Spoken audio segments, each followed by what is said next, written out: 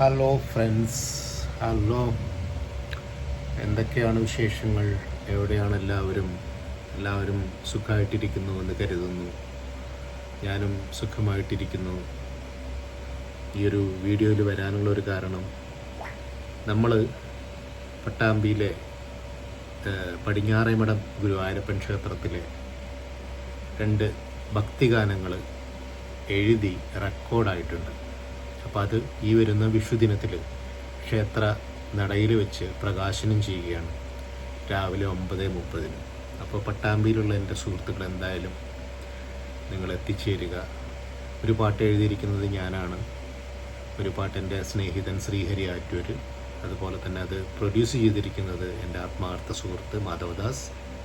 ഒപ്പം തന്നെ അതിൽ ഒരു പാട്ട് സംഗീതം നൽകി പാടിയിരിക്കുന്നത് സിമിയാണ്.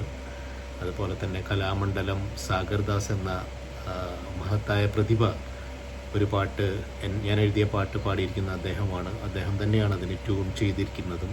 തീർച്ചയായിട്ടും നല്ലൊരു ഭക്തി നിർഭരമായിട്ടുള്ള 2 പാട്ടുകളാണ് ഭഗവാനെക്കുറിച്ച് ഞങ്ങൾ എഴുതിയിരിക്കുന്നത്. തീർച്ചയായിട്ടും നിങ്ങൾക്കത് ഇഷ്ടമാവുന്ന പ്രതീക്ഷയുണ്ട്.